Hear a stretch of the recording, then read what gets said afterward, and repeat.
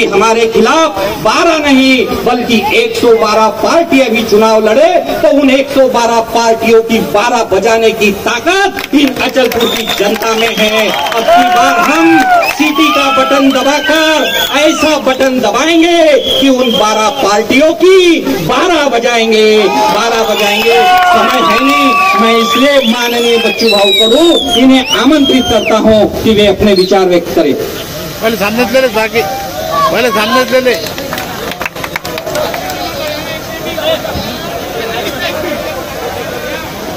बोल भारत माता की, छत्रपती शिवाजी महाराज की, पूज्य बाबासाहेब आंबेडकरांचा धन्यवाद। 2 पाठिंबे तुम्हाला वाचून दाखवतो। आदिवासी गोंड गवारी युवा शक्ती संघ महाराष्ट्र यांनी महाराष्ट्रात सगळ्याकडे बहिष्कार टाकला, पण दिनेश बोरले फक्त एकट्याने पाठिंबा यांनी दिलेला आहे। दुसरं आमच्या अचलपूरच्या नगरीमध्ये जो साळी समाज आहे, जीवेश्वर साळी समाज, त्यांनी सुद्धा आज सगळ्या लोकांची बैठक घेऊन त्यांनी सुद्धा दिनेश भाऊ यांना पाठिंबा दिलेला आहे। मित्र, या स्टेजवर सगळ्या 18 प्रकार जातीचे लोक आहेत। मला सांगता येणार नाही किती जातीचे लोक कोण बसले असेल। खरं तर हीच प्रहारची ओळख आहे, जिथे जातीपाती धर्माच्या पलीकडे जाऊन वेगळं नातं निर्माण करण्याचं काम गेल्या 20 वर्षात आपण इथे केलं।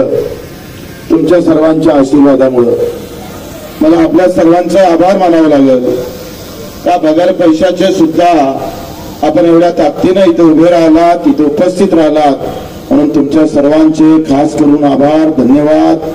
निश्चितच तुमची उपस्थिती हे दिनेश भाऊंच्या उमेदवारीला अजून मजबूत केल्याशिवाय राहणार नाही। तुमच्या या उपस्थितीचा संदेश पुऱ्या अमरावती जिल्ह्यामध्ये अतिशय प्रभावीपणे जाणार आहे। मित्र, लक्षात घ्या, ही लढाई जातीपाती धर्माच्या पलीकडे नेऊन काम करी, कष्टकरी, मेहनत करणारा आमचा शेतकरी, शेतमजूर, जो हमाल असेल, कामगार असेल, ज्याला रोज मेहनतीने कमावं लागतं, याच्यासाठी ही लढाई आपण लढतो आहे। मला वेगळं सांगायची काही गरज नाही आहे। त्या 75व्या वर्षामध्ये कोण सुखी झालं आणि कोण गरीब झालं याचं चिंतन मंथन आम्ही केलं पाहिजे। काँग्रेस 50 वर्ष राज्यात होती आणि 10 वर्ष आम्ही पाहतोय भाजप असताना सुद्धा साधा घरकुलाचा प्रश्न सुद्धा मिटू शकला नाही। अशा सगळ्या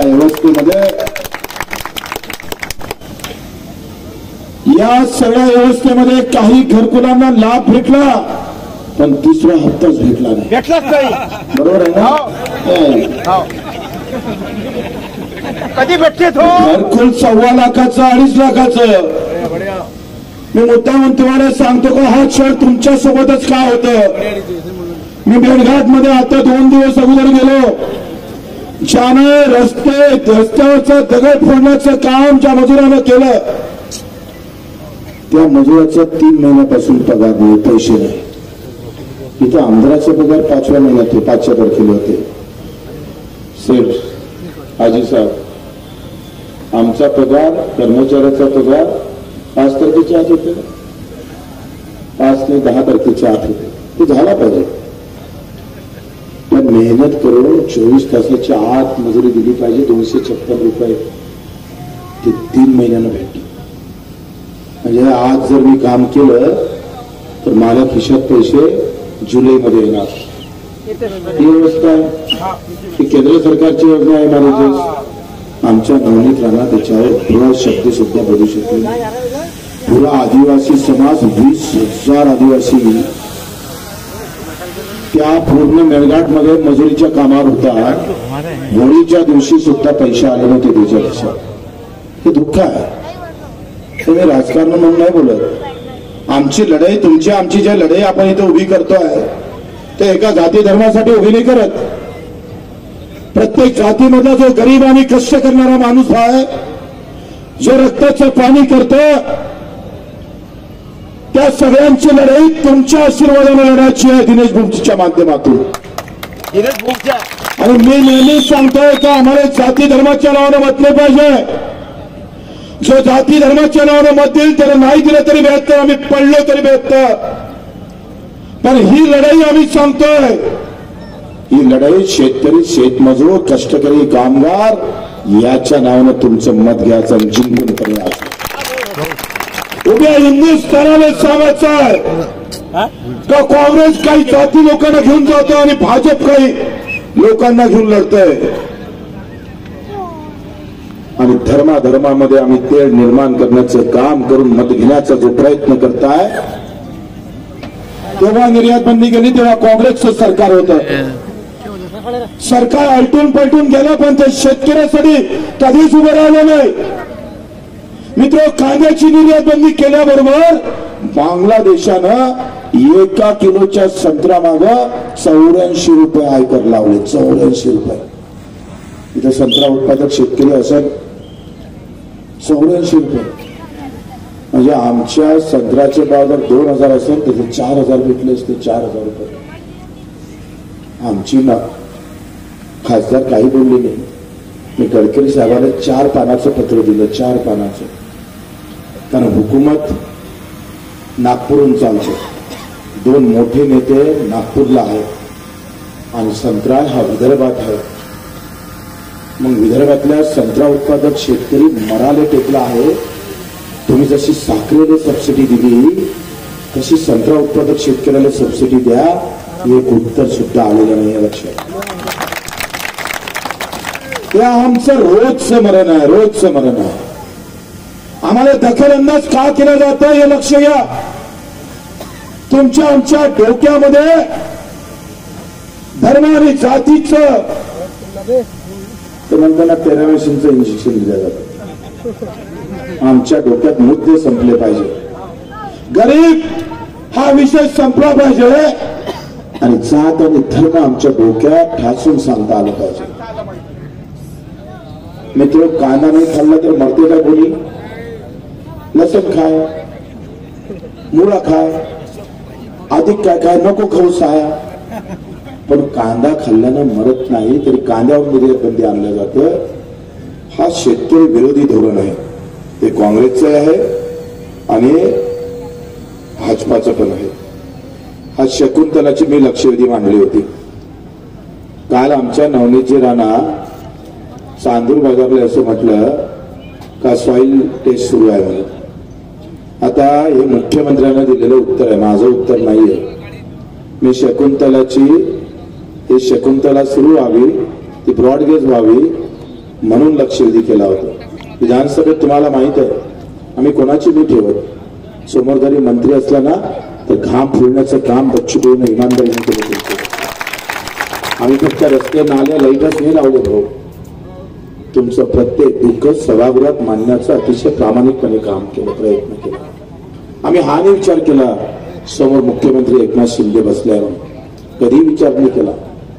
सामान्य माणसाशिवाय आमच्या डोक्यात आज जन्म नेतेगिरी घुसणार नाही. मरण मरेगा तो बच्चों को आम लोगों के लिए, आपके लिए. ये लड़ाई और तेज करेंगे हम. अभी अभी तो शुरुआत हुई है. मित्र, हे लक्षवेधी वाचून दाखवतो 2च मिनिटाचे. रेल्वे विभागाकडे 31/1/2020, 22/9/2020 आणि 2/6/2021 राज्याने पाठपुरावा करण्यात आलेला आहे. परंतु सदरचे रिपोर्ट अद्यापही राज्य शासनाला केंद्र सरकारनं दिले नाही. याचा अर्थ स्पष्ट आहे का राज्यानं 3दा पाठपुरावा केला. कोणाला केला? केंद्र सरकारने. आमच्या बहिणं रेल्वे मंत्रालयात ह्या पाठपुराव्याचा कागद जरी घेऊन गेला असता तर रेल्वेची शिट्टी वाजल्याशिवाय राहिली नसती. त्यांना जर उद्या परवा जर याच्यावर बोलायचं असेल तर मी तयार आहे. अगर वो सच्ची बात जानते होंगे. लोकांना गुमराह करण्याचं काम बंद करा. फिरले मिल बंद झाले. 950 लोकांचा रोजगार तफा होऊन गेला. 6 लोक आत्महत्या करून मेले. या आमच्या अचलपूरमधले, तरी भिल्लेचे कामगार हाती भाजपचा झेंडा घेऊन फिरतं तेव्हा दुःख वाटते थोडंसं, दुसरं काही नाही. फक्त अचलपूरचीच मिल बंद नाही झाली. पियुष गोयल नावाचा एक महाकरंट्या माणूस जो वस्त्र उद्योग मंत्री होता, त्यानं 23 मिल बंद केल्या भारतातल्या. किती मिल भाऊ? 23 मिल. एका मिल मध्ये 1000 लोक काम करत होते. त्याची कॅसेट आपल्याकडे आहे, वाजून दाखवायला मला वेळ नाही आहे. मग आपले देवेंद्रजीनं काय म्हटलं ते, देवेंद्रजीनं कोणतं सारखंच आहे तुमचं, या सहाले लाऊडस्पीकर वाल्याचा यानं 15,000 घेतले असेल आणि आमच्या शेतकऱ्याला 4 एकरात 15,000 3 घंट्यात भेटत नाही. साय म्हणजे 12 महिने जरी काम केलं तर 2 एकरात 15,000 नफा भेटते का? केळा दिनभर भी बेचे तो ज्यादा 100 रुपये मिळता. आणि हा सहायनं 3 घंट्यात 15,000 घेतले. ह्या आमच्या भाजकरनं कुठून आणलं काय माहिती, सहायला पकडून किया पण ह्या गेला भोंगा दुसरा आणला सहायनं इथे. मित्र, फिनले मिलमुळे 23,000 लोक बेरोजगार झाले. 6 महिन्याचा पगार थांबला होता. मां कसम, अगर बच्चू को झूठ बोलता हूंगा तो 6 महिन्याचा पगार थांबला होता. आणि आम्ही अधिवेशनात आवाज उठवला, लक्षवेधी केली. तेव्हा आमचे वस्त्र उद्योग मंत्री, आताचे पालकमंत्री चंद्रकांत पाटील यांनी पियुष गोयल सोबत फोन केला, मीटिंग लावायचा आग्रह धरला. पियुष गोयलनं नितीन गडकरीच्या म्हटल्यानुसार एक मीटिंग लावलेली. काय तमाशा? अरे तुम्ही इकडे कुंकू भुसता, हळदी कुंकू घेता, हा काय प्रकार आहे? आणि राणा परिवार हे देशातलं सगळ्यात चांगलं जोडपं आहे. एवढं हुशार, एवढं चतुर, एवढं चांगलं जोडपं हिंदुस्थानात पाहायला भेटणार नाही. साला नवरा बायकोला पाठिंबा देते, पाहिलं ना कधी स्वप्नात? मी स्वाभिमानचा आहे म्हणतो आणि मला पाठिंबा माझ्याच बायकोला आहे म्हणतो. कुठला धंदा आहे? अबे एवढी बनवा बनवी आम्ही काय एवढे चुरते आहे का बे बाबा?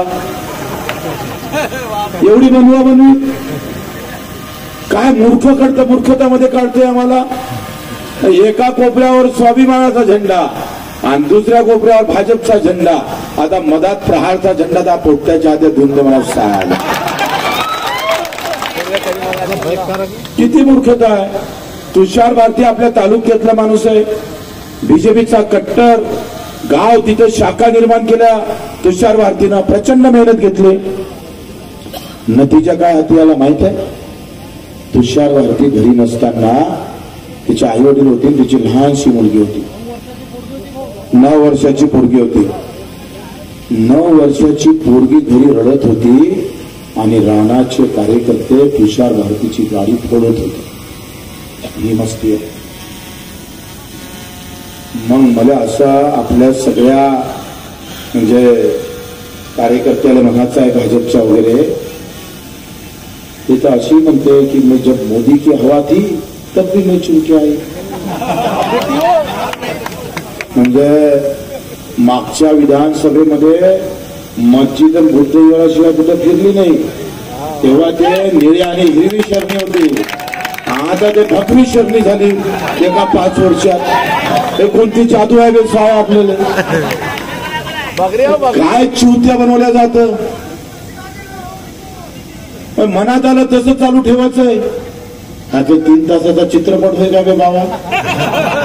2 मिनिटात रडणं, 4थ्या मिनिटात हसणं आणि 5व्या मिनिटात डान्स करणं. काय धंदा लावलाय? काय आम्ही हे का लक्षात घेत नाही? मित्र, हे लक्षात घ्या. 127 पानाचा रिझल्ट होता हायकोर्टाचा. आणि 2 पानात रिझल्ट बदलून टाकू. न्यायालय जर अशा पद्धतीने रिझल्ट देत असेल, संपला ना विषय तुमचा आमचा. आग अगर दिल्ली में लग गई ना भैया, तर तुम्हारे घर को भी लगने वाली है. आज तुषार वर्तेच्या घरावर मारलं, उद्या तुमच्या पण घरावर मारणार आहे. परतवाड्याच्या व्यापाऱ्याला ईडीची नोटीस आली, नाव नाही सांगत, फक्त तो महागाडीत बसला म्हणून. मला पहिले वाटत जा बा मोठ्या मोठ्या ठेम्याठेक लोकांना ईडीची नोटीस येते. उद्या तर तुम्ही नगरपालिका आणि ग्रामपंचायत करणार तर तुम्हाला ईडीची नोटीस येईल. घ्या टोले जाव, होय आमच्या विरोधात लढतं काय हे नोटीस, हे इथपर्यंत खाली जाणार आहे. आणि म्हणून बच्चूने हिंमत केली. रात्री 3 वाजता झोपतो, 6 वाजता उठतो आणि गेल्या 15 दिवसात 45 सभा घेतल्या. 45, अजून 60 बाकी आहे. अभी आधा और बाकी है. 1 लाख वोट पंजाबवाल्याचे कमी केले. नितीन नाव, काय नितीन नाव आहे ना, काय नाव मावले, नितीनराव. आमच्या वानखडीच्या नातेवाईक आहेत, हे बाई म्हणते प्रहारले सिट्टीले निवडून आणल्याशिवाय राहत नाही. प्रहारचा कार्यक्रम मजबूत. एका फोनवर तिनं गावातून फोन लावला, दुसऱ्या फोनवर करपट शेकला अधिकाऱ्याचा, डायरेक्ट ड्युटीवर जॉईन करून टाकलं. साहेब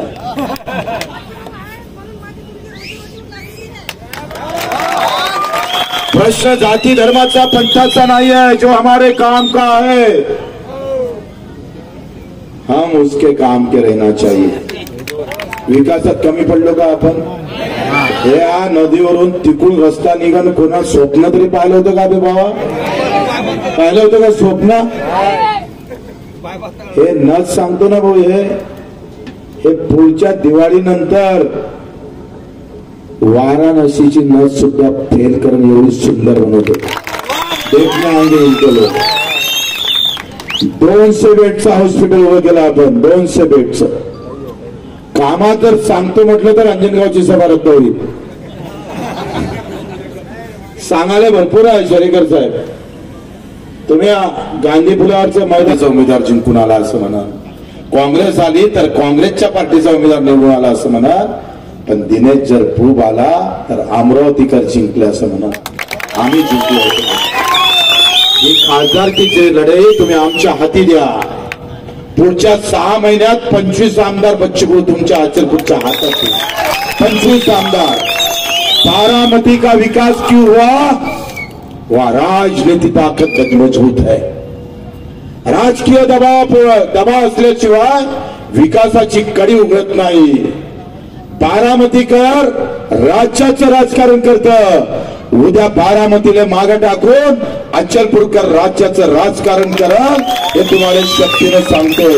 आपल्या सर्वांनी या सगळ्या गोष्टीचं चिंतन मंथन करा अशी विनंती करतो आणि 2 शब्द संपवतो. जय हिंद, जय महाराष्ट्र.